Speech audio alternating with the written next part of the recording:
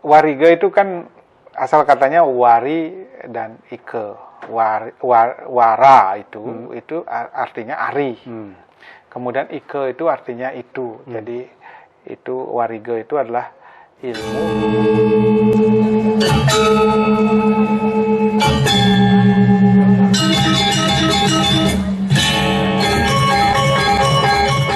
Kita bertemu kembali di acara Clear Bali Express. Kali ini saya kembali bersama Dr. IGD Sutaryo SST MAG, Kaprodi Ilmu Komunikasi Hindu, Universitas Hindu Negeri I Gusti Bagus Sugriwo Denpasar. Kali ini topik pembicaraan saya dengan rekan saya itu soal wariga, karena beliau memang ahli di bidang wariga. Om Swastiastu, Pak Gede. Om Swastiastu, Pak Nyoman. Kita bicara tentang wariga sedikit. Saya juga tidak paham sebetulnya tentang wariga itu. Kenapa harus hari ini, hari ini. Yeah. Apa sih ilmu wariga itu, Pak Gede? Wariga itu kan asal katanya wari dan ike. Wara itu artinya ari. Kemudian ike itu artinya itu. Jadi itu wariga itu adalah ilmu tentang ari-ari, bagaimana menamai ari-ari itu, bagaimana menghitung jatuhnya ari-ari tertentu. Nah, itulah ilmu wariga. Nah, ilmu wariga itu memang dasarnya kan itu namanya dasarnya dari Hindu itu namanya Jyotisa. Jyotisa itu adalah bagian dari Wedanga namanya. Wedanga itu adalah badan daripada Weda. Weda dan Angga. Angga itu badan. Nah, badan itu artinya yang bisa membuat Weda itu berjalan. Nah, Jyotisa itu adalah mata daripada Weda. Jadi sebagai mata, dia bisa melihat kapan itu saat-saat yang baik untuk melakukan sesuatu. Melakukan upacara biasanya. Kemudian juga nanti berkait juga dengan musim, kemudian bercocok tanam dan yang lainnya. Kalau perhitungannya dari mana dia? Perhitungan wariga itu ada perhitungannya ada apa namanya? Ada pertama wara. Wara itu ari kan. Kemudian ada pawukon. Pawukon itu nama minggu. Jadi ada 30 buku itu. Nah, kemudian setelah itu ada yang disebut dengan titi. Titi itu adalah apa namanya, purnamo tilam itu. Dari tilam ke tilam itu. Nah, ada dua titi itu dari tilam menuju purnamo itu namanya sukla paksa atau penanggal. Kemudian dari purnamo, setelah purnamo itu menuju tilam itu namanya panglong atau krishna paksa, itu namanya titi. Kemudian setelah itu ada sasih. Ya, sasih. Sasih itu bulan. Bulannya kita itu mengikuti bulan, perhitungan bulan Chandra yang jumlahnya 29 atau 30, tetapi ada penyesuaian untuk menghitung agar purnama tertentu jatuh pada musim yang sama. Jadi ada penyesuaian ke surya, ke solar system, surya permana. Itu tiap 3 tahun sekali itu akan ditambahkan bulan ke-13, karena bulan Chandra itu kan setelah tiap tahun ketinggalan 10 hari dengan bulannya matahari solar system. Jadi kalau 3 tahun kan sudah 30, jadi setiap 3 tahun itu nambah lagi 1 bulan, ada bulan ke-13 atau di Bali disebut Nampisasih atau Malemase itu. Nah, kemudian yang berikutnya dauh. Setelah itu dauh itu adalah jam. Jadi orang Bali itu dalam satu hari itu siang dan malam itu dia punya jam. Jamnya Bali itu adalah siangnya itu 8, malamnya itu 8. Astadauh namanya itu. Kalau di dunia itu kan 12 jamnya, siang 12, malam 12. Kalau di Bali itu siang 8, malam 8 gitu. Jadi jamnya berbeda. Dan kemudian penentuan harinya juga berbeda. Kalau orang Bali itu penentuan harinya itu dari pagi hari sampai pagi hari gitu. Nah, kalau orang Islam dari petang hari sampai ke petang gitu kan. Makanya hari Sabtu itu malam itu sudah malam Minggu namanya, sudah Minggu dia. Kalau kita belum Minggu itu masih Sabtu, besok paginya baru berubah. Nah, kalau secara internasional dari jam 12 malam sampai jam 12 malam jam 12 baru berganti dia gininya apa namanya harinya dia. Kalau kita pagi baru berganti hari kita. Kan ya, gitu. matahari naik gitu. Nah, kalau orang-orang tua dulu kan tidak tahu jam, ya sudah ya lempar uang bolong itu ke lantai gitu. Kalau sudah kelihatan bolongnya itu berarti sudah hari berganti. Secara tradisional. Begitu. Kalau sekarang kan lihat jam aja kan, jam 6 berarti hari sudah berganti, matahari sudah terbit gitu. Kalau kita di Bali menganut apa? Artinya perhitungannya berdasarkan gugusan planet, bintang, rasio, atau matahari atau bulan? Bulan dan matahari. Bulan dan matahari. Ya, kalau susunan planet itu? Susunan planet itu kan untuk ngitung nama-nama hari dalam 7 hari itu kan. Saptawara itu. Tapi untuk menentukan apa namanya titi sasih itu ya Surya Chandra itu. Surya Chandra Pramana. Apa namanya matahari dan bulan. Matahari dan bulan. Nah, kenapa kemudian ada hari baik dan dalam hitungan kita kan ini hari baik, ini hari buruk gitu misalnya. Kenapa itu bisa seperti itu? Ya, hari baik itu kan hari baik dan buruk itu kan sebenarnya namanya astrologi. Itu berkaitan dengan ramalan, itu berkaitan dengan mitos. Gitu. Jadi bukanlah ilmu pasti, bukan ilmu pasti. Ini perlu dijelaskan. Ini namanya astrologi. Astrologi itu ramalan. Ya, ramalan itu ramalan. Nah, apa namanya? Yang namanya ramalan itu, ya itu ditentukan oleh sebuah mitos itu cerita bahwa di dunia ini ada sebuah pertarungan yang abadi itu. Pertarungan yang abadi antara dewa dan raksasa itu. Jadi dewa dan raksasa itu bertarung abadi itu. Itu ada di cerita Adiparwa itu kan dalam pengadukan air susu ke Sirarnawa itu. Nah, pertarungan ini itu kadang-kadang dewa kalah, kadang-kadang raksasa yang kalah. Nah, ketika kita menentukan hari baik itu adalah pada saat raksasa kalah. Ya, pada saat raksasa kalah. Nah, pada saat raksasa kalah, maka kekuatan dewa itu meningkat. Nah, kekuatan dewa meningkat artinya kita akan mendapatkan berkat yang lebih banyak. Gitu. Misalnya tentang bagaimana kita di masa depan akan menjadi lebih baik. Kalau misalnya memilih upacara perkawinan itu, tentu kita akan memilih perpaduan antara titi, hari, dan sasih, di mana dewa-dewa menang. Sehingga di sana itu di kalender itu kalau Anda baca itu ada Dewa Mentas, ada Dewa Setata, ada Dewa Merte. Nah, pada saat itu dewa menang itu. Dewa menang itu pada saat itu pertarungan itu. Nah, ini kita menikah pada saat para dewa menang, maka tentu kita akan mendapatkan berkat. Nah, kalau pada saat raksasa menang kita menikah, nanti kita banyak diganggu oleh raksasa itu. Para dewa tidak bisa melindungi kita. Itu mitos yang mendasari sebuah perhitungan-perhitungan astrologi itu. Termasuk di dalamnya perhitungan galungan. Galungan ya. Nah, kalau kita lihat sejarah galungan itu kan sejarah lokal. Iya. Artinya perang. Ya. Perang antara ini atau apa Maya Denawa dan apa itu. Nah, kemudian di dalam hitungan itu juga ada hari ketentuan yang hari buruknya kan. Ini tidak boleh begini, ini tidak boleh begini. Padahal kalau lihat kita perbandingan dengan hari 17 Agustus ini kan perayaan kemenangan aja. Kenapa sampai perhitungannya seperti itu? Orang Bali itu memakai perhitungan ini hari kemerdekaan loh. Dan sebelum hari kemerdekaan itu kita dipengaruhi butuh galungan, butuh begini kan. Nah, ya apa itu juga mitologi kan. Mitologi. Ya, mitologi tentang galungan itu kan. Jadi mitologi yang diterjemahkan ke dalam perhitungan. Jadi galungan itu kan dirayakan berdasarkan sebuah mitologi Maya Denamo kan itu. Jadi Dewa Indra berperang dengan Maya Denamo. Nah, kemudian mitologi itu diterjemahkan dalam perhitungan. Jadi pada saat galungan itu, Dungulan itu, Maya Denamo sudah dikalahkan. Jadi sebelum Dungulan itu kan ada kala 3 hari itu dari Redite. Jadi mungkin perlu diketahui bahwa kalau kita orang Hindu itu menghitung hari mulainya dari Minggu. Nah, kalau orang lain kan menghitung hari itu mulainya dari Senin kan, kalau kita dari Minggu.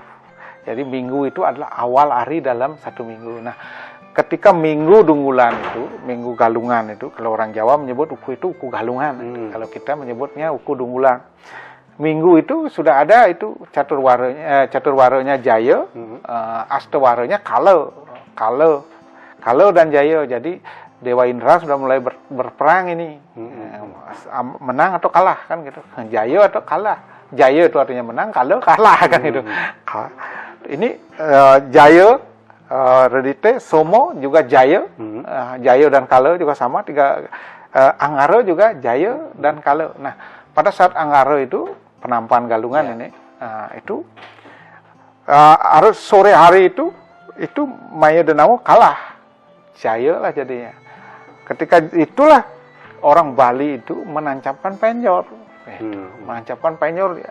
Jaya menang nih seperti orang berperang. Kalau kita sudah mengalahkan musuh, maka daerah itu kita tancapkan bendera, menang itu kan. Nah itu kita tancapkan bendera, tancapkan penjor, itu artinya kita sudah menang. Nah besoknya itu, kalau Uma Jaya, Sri Laba Jaya Mandala. Nah besoknya Uma itu artinya bahwa kita sudah mencapai kemenangan. Uma itu artinya kesejahteraan kan. Uma itu adalah dewinya, saktinya Dewa Siwa. Jadi besok itu pemujaan kepada Durga yang memberikan kemakmuran kepada. Kalau kita sudah menang, maka Dewi itu dipuja untuk memberikan kemakmuran kepada kita. Nah kemudian di situ Jaya Mandala. Mandala itu artinya bahwa kita sudah menguasai dunia ini, artinya Dharma sudah kita sebarkan di seluruh dunia sehingga tidak ada lagi kejahatan. Itu kan harapan, walaupun kejahatan itu ada setiap saat. Ya, ini kan harapan bagi semua orang di dunia ini bahwa kita ini hidup dalam kesejahteraan, dalam keamanan gitu. Nah ini saya juga berpikir ini kenapa ini lokal jenius. Nah sampai perhitungannya juga memakai Jyotiso ini kan dalam Weda juga ini. Galungan itu, perayaan Galung itu yang sama tuh. Galungan itu sangat lokal sekali. Mitologinya juga mitologi lokal. Ya, tentang Maya Denawo itu.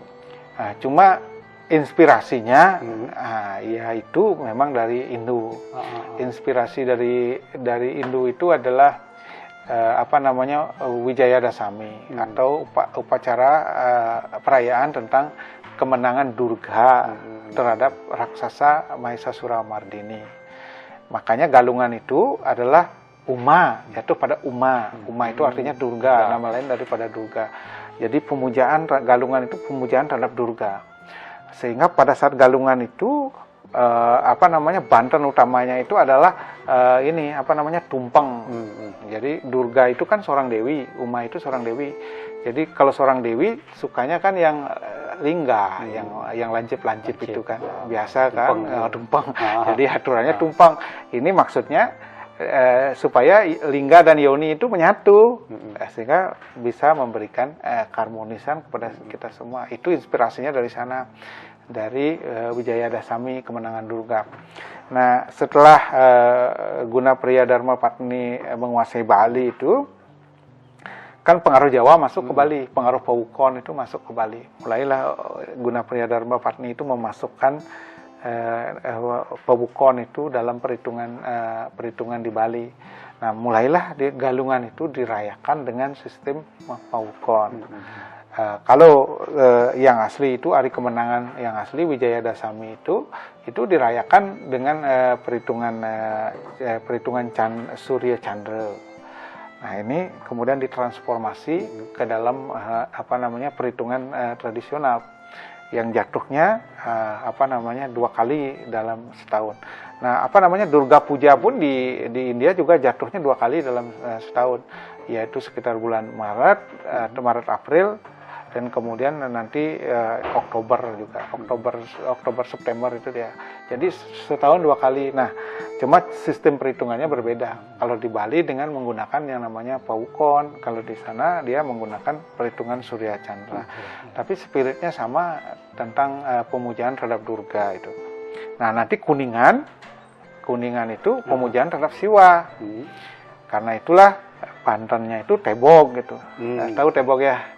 Selanggi itu. Ya, kalau di Denpasar orang bilang Selanggi. yang peg-peg gitu ya, peg-peg gitu. Kenapa? Karena Siwa itu laki-laki kan, gitulah gambarannya. Lingga, karena Lingga itu dia suka yang peg-peg, yang yoni itu kan normal tuh manusia begitu. Hukum alam itu. Sehingga nanti yang lanying sama yang peg-peg itu menyatu, jadinya kita harmoni gitu kan, bahagia gitu. Tercipta kehidupan mulai. Gitu. Nah, terus kita lanjut ke Hari Raya Kuningan itu kan ada larangan Banten tidak boleh lebih dari jam 12. Iya. Itu kira-kira seperti apa perhitungan harinya itu? Iya, itu dah apa namanya? Kalau Galungan kan pemujaan terhadap Dewi. Kalau Dewi itu kan beliau itu selalu dia tinggal di rumah beliau Dewi itu. Dewi itu kan mengatur rumah tangga gitu kan. Beliau selalu ada di istana. Jadi kalau umat mau mengatur kapan saja bisa karena beliau selalu ada. Nah, kalau ini Dewa Siwa, kalau laki-laki ini ini masyarakat ya, pandangan masyarakat, jangan ke filsafat, ke Upanishad dan lain sebagainya. Ini pandangan masyarakat nih. Nah, kalau Siwa laki-laki kan suka pergi seperti saya, jarang di rumah. Jadi pagi-pagi sebelum beliau pergi, apalagi beliau suka bertapanya ke beda-beda, ke tempat yang lain-lain itu. Jadi kalau lewat dari jam 10 pagi mungkin beliau sudah pergi bertapa ke tempat kemana, jam 12 itu mungkin sudah kemana. Yang selalu di rumah ya ibu-ibu yang selalu di rumah. Ya kalau di Denpasar kan lain lagi. Iya. Cerita itu. Iya. Bertaruh tidak boleh sampai 2 jam lewat dari jam 12, jam 12 nanti 2 berung kan begitu. Iya. Nah, kemudian ada tradisi juga di Denpasar itu semacam dibilang ini bertaruhnya lungo. Iya, lungo. Bertaruhnya lungo kemana? Ke Sakenan gitu kan. Pada seperti itu juga. Kemudian ada tradisi menjemput lagi. Nah, itu kan itu yang hari Senin itu ada tradisi itu. Nah, kita rangkaian ini kan Galungan ini atau sampai Kuningan ini kan ada sebelumnya. Apakah itu Saraswati? Memang ini satu rangkaian perayaan itu. Saraswati, kemudian Tumpak Wariga,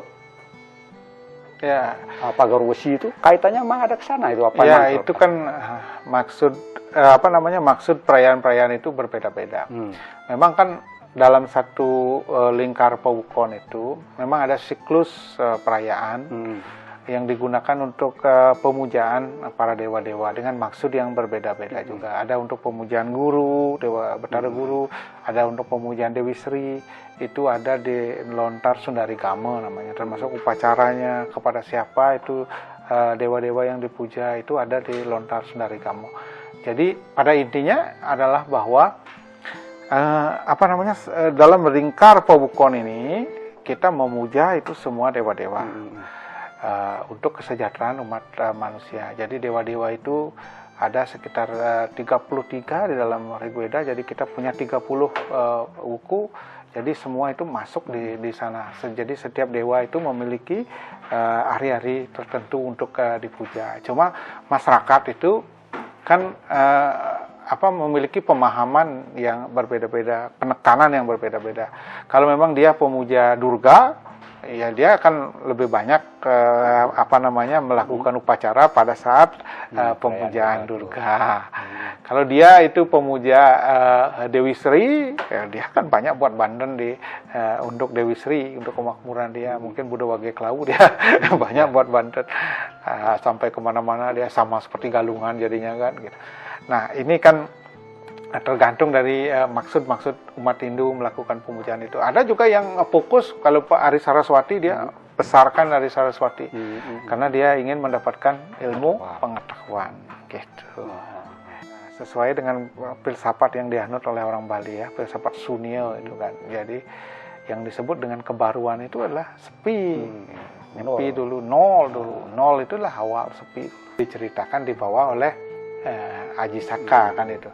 Jadi memang yang di India raja ini memang berasal dari suku Saka dia. Busana itu berasal dari suku Saka.